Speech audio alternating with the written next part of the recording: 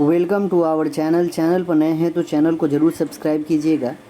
ये doctor Ranjit sir के द्वारा निकाला गया जो बुक है उसी का सेट नंबर 3 है जो बीपीएससी के थ्रू से टीचर बहाली होने वाला है 1 to 5 के लिए।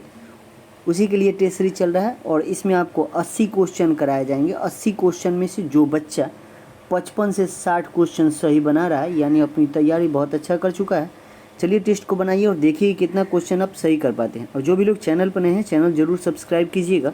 देखिए पहला क्वेश्चन क्या दिया हुआ कि ऑफ साइट एटीएम क्या है। ऑफ साइट एटीएम क्या होता है? एटीएम ऐसा जगह होता है, इसका राइट आंसर जो हो जाएगा वो ऐसे एटीएम जो बैंक परिसर के छोड़कर विभिन्न स्थानों पर स्थित होते हैं उसे ऑफ साइट एटीएम कहा जाता है। तो राइट आंसर कौन सा हो जाएगा? राइट आंसर जो होगा वो ऑप्शन बी हो जाएगा। ठीक है, अगला क्वेश्चन हम लोग देखते हैं। अगला क्वेश्चन है कि बीमित पॉलिसी समझौते के तहत कवर की गई घटना को क्या कहा जाता है? तो कवर की गई घटना को प्रावधान कहा जाता है। क्या कहा जाता है? प्रावधान। तो राइट आंसर क्या होगा?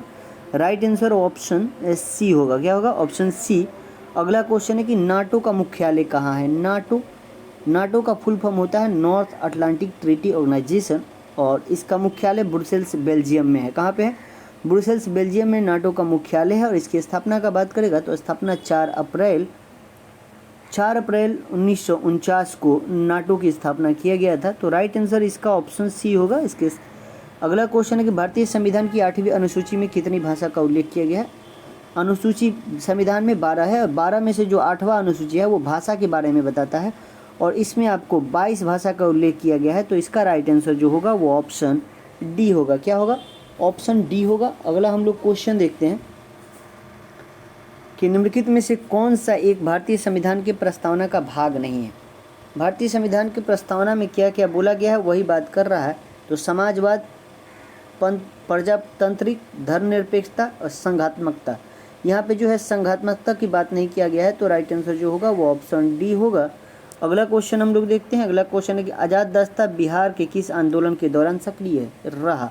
तो आज़ाद दस्ता का बात कर रहा है और आज़ाद दस्ता जो है ये आपको 1942 में जो भारत छोड़ो आंदोलन चला था उसी समय आज़ाद दस्ता का गठन जयप्रकाश नारायण ने किया था। और आज़ाद दस्ता जो है ये किससे? तो भारत छोड़ो आंदोलन के समय। ठीक है, तो इसका राइट आंसर ऑप्शन बी होगा। भारत छोड़ो आंदोलन 1942 में चला था।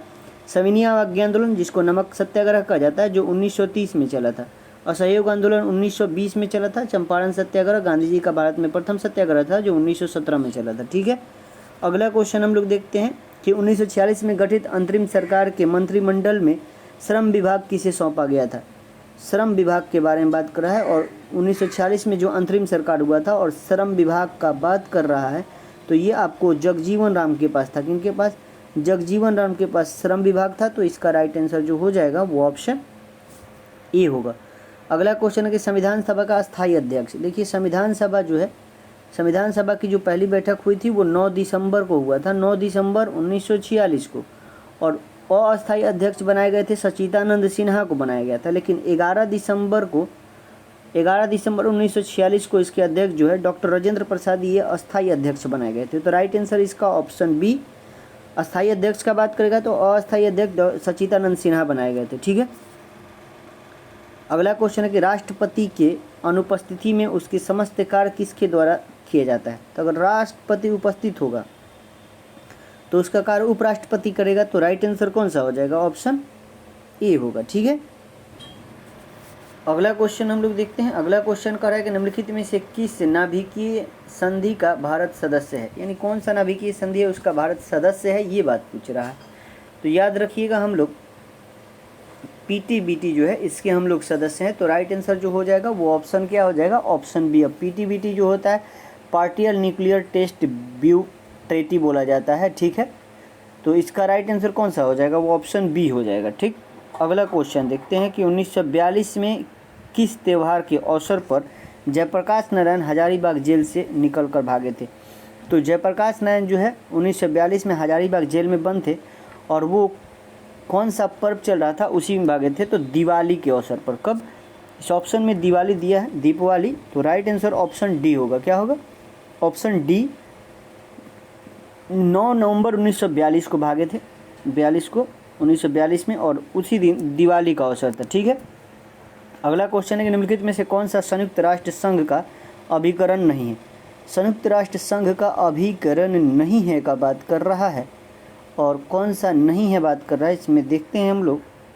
तो इसमें जो अंतर्राष्ट्रीय न्यायालय है, अंतर्राष्ट्रीय न्यायालय वो नहीं है। तो राइट आंसर इसका जो होगा वो ऑप्शन डी होगा। अंतर्राष्ट्रीय न्यायालय जो है वो संयुक्त राष्ट्र संघ का अभिकरण नहीं है। अगला क्वेश्चन देखते हैं कि कौन सा उर्वरक किसान खाद के नाम से जाना जाता है। किसान खाद के नाम से कौन सा उर्वरक को जाना जाता है, वो क्वेश्चन पूछ रहा है। और इसमें कैल्शियम अमोनियम नाइट्राइट जो है इसको किसान खाद के नाम से जाना जाता है। किसको? कैल्शियम अमोनियम नाइट्राइट को। ठीक है। अगला क्वेश्चन है कि 1 हेक्टेयर सेंटीमीटर में पानी का कुल मात्रा होगा। क्या बोल रहा है? 1 हेक्टेयर सेंटीमीटर में पानी का जो कुल मात्रा होगा वो लीटर में बताना है हमको, और वो लीटर में हो जाएगा बाबू 1 लाख लीटर। कितना हो जाएगा? 1 लाख लीटर हो जाएगा। तो राइट आंसर जो होगा वो ऑप्शन बी होगा। ठीक। अगला क्वेश्चन है कि केले का कायिक प्रवर्धन होता है। तो केले का जो कायिक प्रवर्धन होता है वो क्या होता है? तो वो संकर द्वार होता है। क्या होता है? संकर द्वार। तो राइट आंसर ऑप्शन डी। अगला क्वेश्चन है कि निम्नलिखित में से कौन सा उर्वरक तीव्र आर्द्रग्राही होता है। तो कौन सा उर्वरक जो है वो तीव्र आर्द्रग्राही होता है, वो कौन सा उर्वरक है? तो याद रखिएगा वो उर्वरक है बाबू यूरिया। कौन सा है? Urea is a right answer, option D. अगला क्वेश्चन हम लोग देखते हैं। अगला क्वेश्चन है कि खेत में हरी खाद वाली फसल की पलटाई में उपयुक्त अवस्था कौन सी है। तो इसमें उपयुक्त जो अवस्था होती है बाबू वो होता है फूल आने से पूर्व की अवस्था। जो फूल आता है उससे आने के पूर्व अवस्था जो होता है वो उपयुक्त अवस्था है पलटाई का। ठीक है। अगला क्वेश्चन हम लोग देखते हैं कि फल के रस में चीनी की सांद्रता मापी जाती है। तो जो फल होता है उसके रस में जो चीनी की सांद्रता होती है उस किससे मापा जाता है, ये क्वेश्चन है। मापा जाता है बाबू आपको रिफ्रैक्टोमीटर से। किसे? Refractometer. Right answer option B. अगला क्वेश्चन है कि जेली बनाने में पेक्टिन का प्रमुख कार्य क्या है। तो जेली बनाने में पेक्टिन का प्रमुख कार्य जो है वो क्या है बाबू? तो फलों के रस को थक्का बनाना। तो राइट आंसर ऑप्शन बी होगा। क्या होगा? Option B is right answer. अगला क्वेश्चन देखते हैं। अगला क्वेश्चन है कि टमाटर का लाल रंग किस रंजक के कारण होता है। तो टमाटर का लाल रंग जो होता है, टमाटर का लाल रंग वो किसके कारण होता है? तो टमाटर का लाल रंग जो होता है लाइकोपीन के कारण टमाटर जो होता है वो लाल होता है।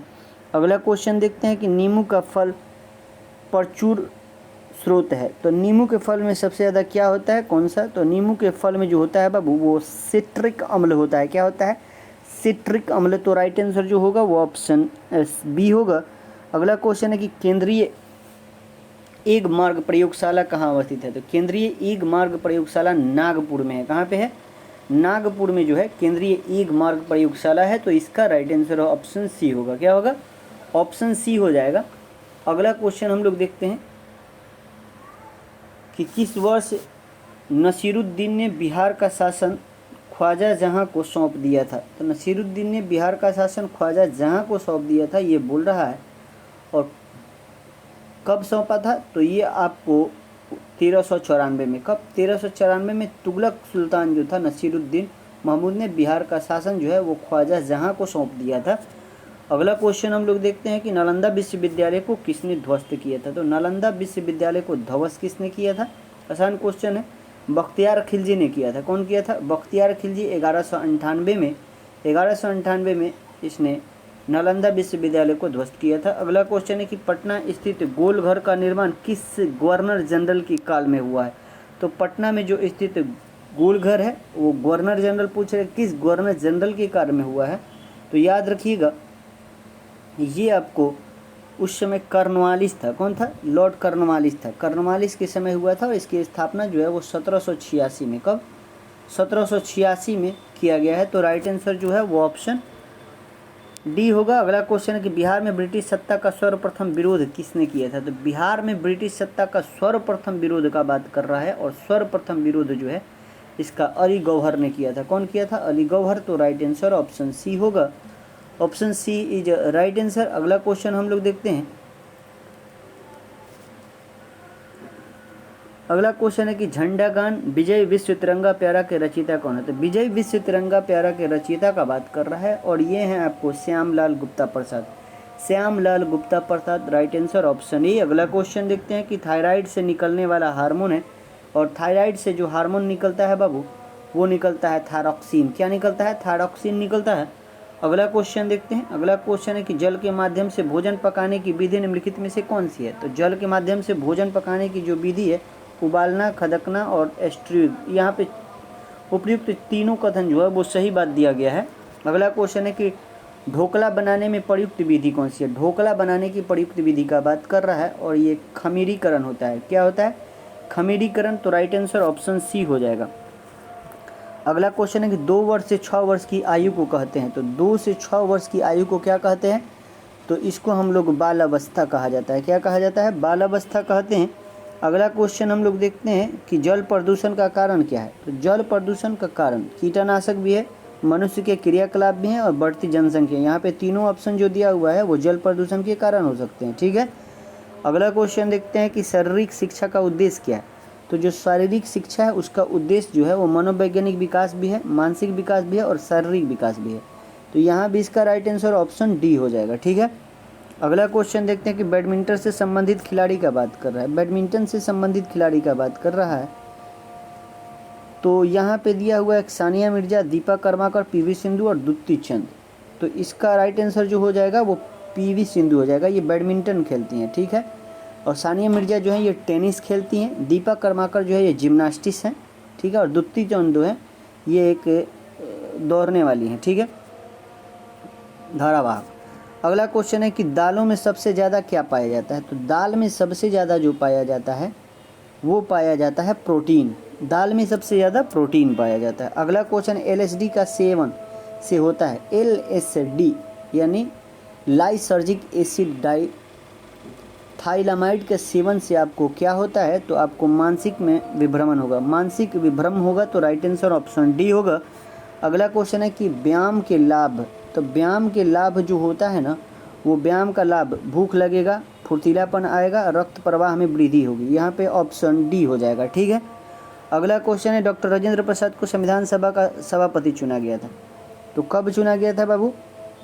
तो संविधान सभा को चुना गया था उनको, संविधान सभा का सभापति 11 दिसंबर को चुना गया था। तो 11 दिसंबर, यहाँ पर दिसंबर 1946 दिया हुआ है। तो राइट आंसर ऑप्शन डी हो जाएगा। 11 दिसंबर 1946 को चुना गया था। आपको पहले ही बताया हूँ मैं। भारतीय प्रशासन में विभाजन प्रणाली किससे संबंधित है? भारतीय प्रशासन में विभाजन प्रणाली का बात कर रहा है और ये आपको नीति कार्यान्वयन से, किससे? नीति जो है कार्यान्वयन से उसी संबंधित है। तो राइट आंसर ऑप्शन सी होगा। अगला क्वेश्चन देखते हैं कि बिहार में कृषि और ग्रामीण विकास के लिए किस प्रकार के बैंक स्थापित करने का प्रस्ताव है? तो किस प्रकार का बैंक स्थापित करने का प्रस्ताव है? तो ये कृषि यंत्र बैंक। कैसा? कृषि यंत्र बैंक। तो राइट आंसर ऑप्शन बी होगा। अगला क्वेश्चन देखते हैं कि इनमें से कौन 15वें वित्त आयोग का सदस्य नहीं है? 15वें वित्त आयोग का सदस्य नहीं है का बात कर रहा है। थोड़ा टफ क्वेश्चन है।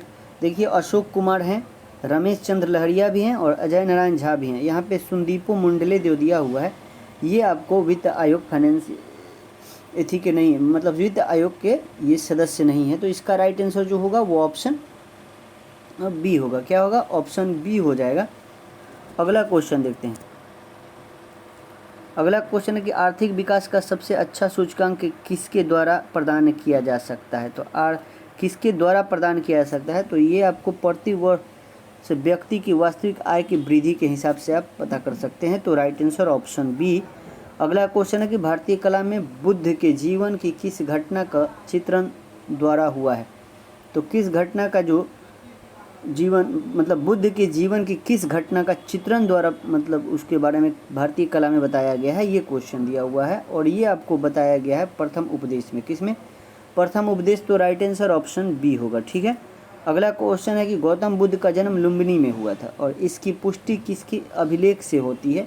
कौन से अभिलेख से पता चलता है कि गौतम बुद्ध का जन्म लुम्बिनी में हुआ था? और गौतम बुद्ध का जन्म लुम्बिनी में हुआ था और कौन से अभिलेख से? तो याद रखिएगा, ये अशोक के अभिलेख से मिलता है। तो अशोक के अभिलेख से ज्ञात होता है कि गौतम बुद्ध का जन्म लुम्बिनी में हुआ था। लुम्बिनी नेपाल में है। ठीक है। अगला क्वेश्चन देखते हैं कि निम्नलिखित में से कौन सा स्थल प्रागैतिहासिक चित्रकला के लिए प्रसिद्ध है? तो प्रागैतिहासिक का बात कर रहा है और प्रसिद्ध है ये भीमबेटका। क्या है? भीमबेटका हो जाएगा। अगला क्वेश्चन देखते हैं, आत्मीय सभा की स्थापना इनमें से किसने किया था? तो आत्मीय सभा की स्थापना राजा राम मोहन राय के द्वारा किया गया था और 1815 में इसकी स्थापना किया गया था। तो इसका राइट आंसर ऑप्शन ई होगा। क्या होगा? ऑप्शन ई हो जाएगा। अगला क्वेश्चन देखते हैं, किसके वायसराय के काल में भारत की राजधानी कलकत्ता से दिल्ली स्थानांतरित हुआ था? तो यहाँ पे वायसराय का बात करें तो लॉर्ड हार्डिंग जो था इसका कार्यकाल 1910 से लेकर 16 तक था, और कलकत्ता से दिल्ली का स्थानांतरण जो हुआ था वो 1912 में राजधानी बनाया गया था। तो इसलिए इसका राइट आंसर जो होगा वो ऑप्शन बी हो जाएगा। ठीक है, अगला क्वेश्चन देखते हैं कि इनमें से किस मुगल सम्राट ने राजा राम मोहन राय को अपने दूत के रूप में लंदन भेजा था? तो यहाँ पे दूत के रूप में लंदन अकबर द्वितीय भेजा था, और अकबर द्वितीय ही राजा राम मोहन राय को राजा की उपाधि दिया था। ठीक है, और लंदन भेजा था तो 1833 में ब्रिस्टल में उनकी मृत्यु हो गई थी वहीं पे। ठीक है, तो इसका राइट आंसर ऑप्शन डी होगा। ठीक, अगला क्वेश्चन देखते हैं कि हिंदू विधवा पुनर्विवाह अधिनियम में किस वर्ष पारित हुआ था? तो हिंदू विधवा पुनर्विवाह जो है ये आपको पारित हुआ था 1856 में। कब हुआ था? 1856। तो राइट आंसर जो हो जाएगा वो ऑप्शन ई होगा। अगला क्वेश्चन है कि ईस्ट इंडिया कंपनी की स्थापना के समय भारत का शासक कौन था? तो ईस्ट इंडिया कंपनी की जब स्थापना हुआ था तो इसकी स्थापना 31 दिसंबर 1600 ईस्वी को हुआ था, और उस समय ब्रिटेन में एक व्यापारिक रूप से किया गया था। और उस समय भारत में जो मुगल सम्राट थे वो अकबर थे। कौन थे? अकबर, क्योंकि अकबर का शासनकाल जो था वो 1556 से लेकर 1605 तक था, और ईस्ट इंडिया कंपनी की स्थापना 1600 में हुआ है, तो अकबर उस समय शासक थे भारत के। अगला क्वेश्चन हम लोग देख सकते हैं कि शेख निजामुद्दीन औलिया इनमें से किस सूफी संत के शिष्य थे? तो निजामुद्दीन औलिया किस सूफी संत के शिष्य थे? निजामुद्दीन औलिया, ये बात पूछ रहा है, और ये आपको बाबा फरीदुद्दीन गंजे शकर का। ठीक है, तो राइट आंसर ऑप्शन ई होगा। ठीक है, अगला क्वेश्चन हम लोग देखते हैं कि इन बादशाहों में से कलंदर के नाम से कौन विख्यात है? तो कलंदर की उपाधि किसने धारण किया था, ये बात कर रहा है। और कलंदर की उपाधि जो है ये बाबर धारण किया था। कौन किया था? बाबर ने कलंदर की उपाधि धारण किया था। तो राइट आंसर जो हो जाएगा वो ऑप्शन सी हो जाएगा।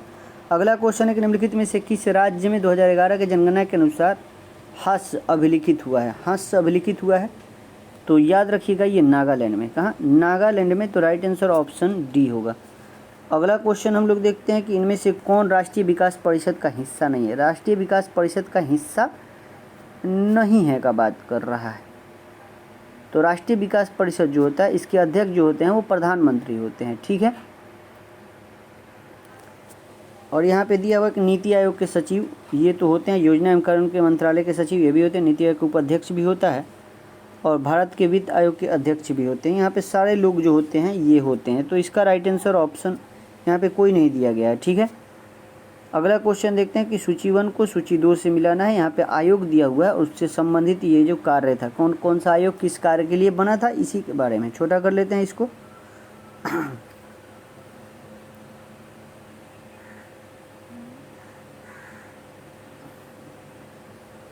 यहाँ पे 4 आयोग दिया गया है, और हम मिलाते हैं, और छोटा करना पड़ेगा तब मिला सकते हैं हम लोग। जो अब देखते हैं यहाँ पे जो सरकारिया आयोग है वो सरकारिया आयोग बना था आपको किसके लिए? तो केंद्र राज्य के संबंधों के लिए बना था। तो 1 का 3 हो जाएगा। और सी रंगराजन समिति किस लिए बना था? तो सी रंगराजन समिति गरीबी के माप और कार्यप्रणाली की समीक्षा के लिए बनाया गया था। ठीक है, पारेख समिति आसान क्वेश्चन है। पारेख समिति किस लिए बना था? तो पारेख समिति इंफ्रास्ट्रक्चर फाइनेंस के लिए था, और नरसिम्हन समिति जो है बैंक क्षेत्र से था। इस तरह इसको मिलाइएगा। 1 का 3 बी का 2, 1 का 3 बी का 2 कहाँ पे है? 1 का 3 बी का 2 एक ही जगह दिया गया है। तो राइट आंसर ऑप्शन ई हो जाएगा। ठीक है, ऑप्शन ई हो जाएगा। बड़ा कर लेते हैं अब हम। अगला क्वेश्चन है कि वे 2 ग्रह जिनके उपग्रह नहीं है, कौन सा ऐसा 2 ग्रह है जिसका उपग्रह नहीं है, ये क्वेश्चन पूछ रहा है। और इसमें से कौन सा 2 हो जाएगा ये आप लोग बताइएगा, और इसमें से जो हो जाएगा वो बुध और शुक्र जो हो जाएगा, इसका राइट आंसर होगा वो ऑप्शन ए होगा। अगला क्वेश्चन देखते हैं।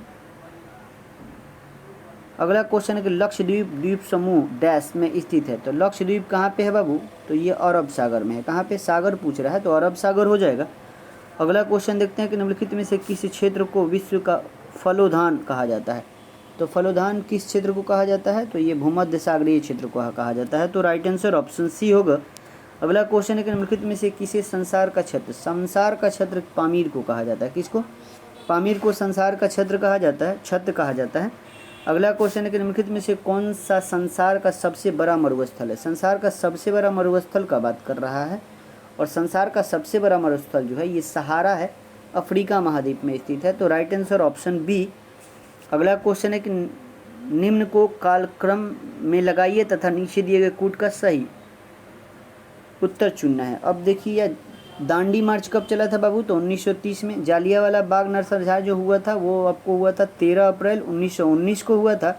भारत छोड़ो आंदोलन 1942। स्वदेशी आंदोलन कब चला था, तो 1905 में स्वदेशी आंदोलन चला था। इस तरह अब हम लोग को कूट भाषा में तो सबसे पहले स्वदेशी आंदोलन ही हुआ था, ठीक है। उसके बाद इसमें देखेंगे तो जालियांवाला बाग हुआ था। इस तरह मिलाएंगे तो 4, 2 और 1, 3, ठीक है। तो राइट आंसर ऑप्शन बी होगा। अगला क्वेश्चन, सही जोड़े बनाइए और नीचे दिए गए कूट का सही प्रयोग करके उत्तर को चुनिए। यहाँ पे बिपिन चंद्रपाल, अरविंदो घोष और ब्रह्मबंधव उपाध्याय, मोहम्मद अली दिया हुआ है। इधर दिया हुआ है उनके द्वारा, ये उनके द्वारा पत्र है। कौन कौन सा है तो याद रखिएगा, देखते हैं हम लोग। इसको छोटा कर लेते हैं तब हम लोग को पता चलेगा। सूची 1 सूची 2 से मिला सकते हैं अब हम लोग। बिपिन चंद्रपाल के द्वारा, तो बिपिन चंद्रपाल के द्वारा न्यू इंडिया। अरविंदो घोष के द्वारा वंदे मातरम। और मोहम्मद अली के द्वारा कामरेड। और ब्रह्मबंधु उपाध्याय के द्वारा संध्या। तो इस तरह मिलाएंगे हम लोग, तो मिलाएंगे तो इसका राइट आंसर ऑप्शन ए हो जाएगा, ठीक है। Option A is right answer. अगला क्वेश्चन हम लोग देखते हैं।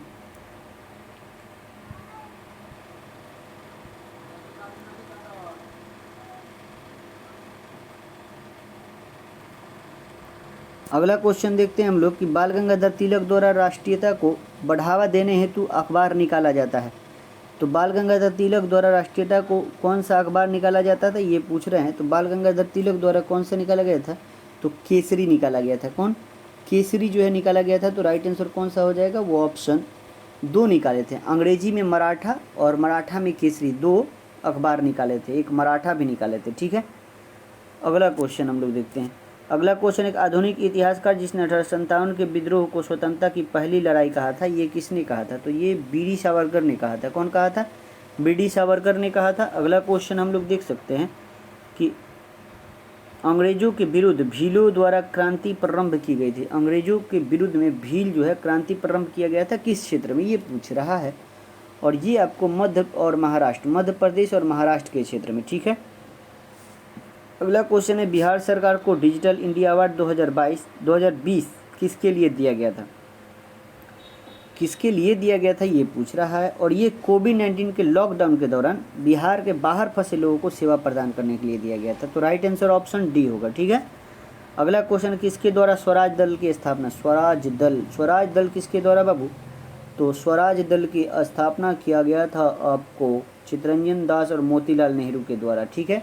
तो इसका राइट आंसर ऑप्शन ए होगा। 1923 में स्वराज दल की स्थापना किया गया था। कब, 1923 में स्वराज दल की स्थापना इलाहाबाद में किया गया था। अगला क्वेश्चन हम लोग देखते हैं कि 1907 में भीखाजी कामा जो भारत की आज़ादी के ध्वज फहराने के लिए वाली प्रथम महिला थी, तो कहाँ पे फहराई थी, तो ये आपको फहराई थी स्टुअर्टगार्ड में। कहाँ पे, स्टुअर्टगार्ड जो है ये जर्मनी में है, और वहीं पे भारत ये की झंडा फहराई थी पहली बार। अगला क्वेश्चन है कि बिहार में पंचायत निकाय में महिलाओं को 50% आरक्षण किस वर्ष प्रदान किया गया था, किस वर्ष प्रदान किया गया था, तो ये आपको किया गया था 2006 में। कब, 2006 में। राइट आंसर ऑप्शन बी होगा। अगला क्वेश्चन है कि भारतीय राष्ट्रीय कांग्रेस के त्रिपुरी सम्मेलन में वर्ष 1939 में सुभाष चंद्र बोस को कांग्रेस का अध्यक्ष चुना गया था। और यह त्रिपुरी कहाँ है, त्रिपुरी कहाँ है ये क्वेश्चन पूछ रहा है। और त्रिपुरी जो है ये जबलपुर में है। कहाँ पे है, जबलपुर। तो राइट आंसर ऑप्शन सी हो जाएगा, मध्य प्रदेश के जबलपुर में, ठीक है। अगला क्वेश्चन है कि निम्नलिखित में से किसके क्षय होने का सबसे अधिक समय लगता है, तो किसके क्षय होने का सबसे अधिक समय लगता है, तो ये आपको प्लास्टिक का थैला, यानी प्लास्टिक के थैला के ख़त्म होने में सबसे अधिक समय लगता है। अगला क्वेश्चन है कि प्रदूषकों को उनके दीर्घकालीन प्रभाव के साथ दिए गए कूट का सही सहायता से सम्मिलित करना। इधर प्रदूषक इधर प्रभाव दिया गया है और इसी के हिसाब से हम लोग को मिलाना है, ठीक है। छोटा करना पड़ेगा तो फिर हम लोग मिला सकते हैं। और देखते हैं हम लोग कार्बन डाइऑक्साइड दिया हुआ, कार्बन मोनोऑक्साइड दिया हुआ है पहले में। तो कार्बन मोनोऑक्साइड से प्रभाव क्या होता है, लीवर और किडनी को क्षति होता है, ठीक है। तो ये ए का एक हो गया। नाइट्रोजन ऑक्साइड से, तो नाइट्रोजन ऑक्साइड से कैंसर। धूलकण से, ये जो श्वास संबंधित रोग होते हैं यानी सांस से संबंधित रोग धूलकण से होता है। और यहाँ पे जो ये सीसा से जो होता है केंद्रीय नर्वस सिस्टम, यानी दिमाग में जो भी प्रॉब्लम होता है वो सीसा से होता है, सीसा प्रदूषण से। तो यहाँ पे सारा लाइन से दे दिया गया है 1 2 3 4, तो राइट आंसर ऑप्शन सी हो जाएगा, ठीक है। अगला क्वेश्चन देखते हैं कि यूरो नॉर्म्स बनाए गए हैं। यूरो नॉर्म्स बनाए गए हैं, तो यूरो नॉर्म्स जो बनाए गए हैं वो आपको वाहन से निकलने वाली हानिप्रद गैसों को नियंत्रण करने के लिए, तो राइट आंसर ऑप्शन सी। अगला क्वेश्चन क्या दिया हुआ है कि निम्न ग्रीन हाउस गैसों में से ऐसी कौन है जिसके द्वारा ट्रोपोस्फियर में ओजोन प्रदूषण नहीं होता है। ट्रोपोस्फियर में ओजोन प्रदूषण नहीं होता है तो कौन सा गैस है, तो कार्बन मोनोऑक्साइड है। क्या है, कार्बन मोनोऑक्साइड। अगला क्वेश्चन देखते हैं। अगला क्वेश्चन है निम्नलिखित राज्यों में से उस राज्य को चुनिए जिसमें सर्वाधिक संख्या में वन्य जीव अभ्यारण्य, नेशनल पार्क और अभ्यारण्य है। तो सबसे ज़्यादा ये मध्य प्रदेश में है। कहाँ पे है, मध्य प्रदेश, तो राइट आंसर ऑप्शन सी हो जाएगा, ठीक है। अगला क्वेश्चन देखते हैं कि निम्नलिखित में से कौन सी कृषि करने की प्रक्रिया पर्यावरण संरक्षण में सहायक है। पर्यावरण संरक्षण में सहायक है, तो ये जैविक खेती जो होता है ये पर्यावरण संरक्षण में सहायक होता है। अगला क्वेश्चन है नीचे दिए गए सूची को चुनिए जो वर्ल्ड हेरिटेज साइट विश्व धरोहर में घोषित किया गया है। चुनना है हमको, और इसमें से जो हो जाएगा वो नंदा देवी जीव मंडल हो जाएगा। तो राइट आंसर ऑप्शन बी हो जाएगा, ठीक है। इसको कब चुना गया था, तो 1988 में चुना गया था और ये उत्तराखंड में है, ठीक है। अगला क्वेश्चन हम लोग देखते हैं निम्नलिखित दशाओं में से कौन वैश्विक ताप के असर को इंगित करती है। ये बोल रहा है और ये करती है आपको ग्लोबीय ताप में वृद्धि। क्या, ग्लोबीय ताप में वृद्धि, तो राइट आंसर ऑप्शन डी होगा। अगला क्वेश्चन हम लोग देखते हैं, नहीं यहाँ पे डी नहीं, यहाँ पे कूट भाषा में दिया गया है, कूट भाषा में दिया गया है। और यहाँ पे पूछ रहा है कि वैश्विक ताप असर में इंगित करती है हिमालय का पिघलना, ये करती है सागरीय जल का उत्थान होना, मौसमी दशाओं में परिवर्तन और ग्लोबल में तापमान की वृद्धि। ये चारों ऑप्शन सही दिया गया है, ठीक है। अगला क्वेश्चन देखते हैं कि जंगली गधों का अभ्यारण्य कहाँ है। तो जंगली गधा है उसके जो अभ्यारण्य है वो कहाँ है पूछ रहा है, और ये गुजरात में है। कहाँ पे है, गुजरात में है। तो राइट आंसर जो हो जाएगा वो ऑप्शन सी होगा। आज का अंतिम क्वेश्चन जो है कि यूनेस्को ने अंतर्राष्ट्रीय मान्यता प्रदान की है। तो यूनेस्को ने अंतर्राष्ट्रीय मान्यता प्रदान किसको किसको की है ये बोल रहा है, तो नीलगिरी जयमंडल को और नंदा देवी जयमंडल को किया है, दोनों को किया है। तो इसलिए इसका राइट आंसर 1 और 2 हो जाएगा, ठीक है। 1 और 2 राइट आंसर हो जाएगा। आज के लिए इतना ही। कितना क्वेश्चन आप सही बनाए ये कमेंट कर जरूर बताइएगा। मिलते हैं आपको अगले वीडियो में। जय हिंद, जय भारत।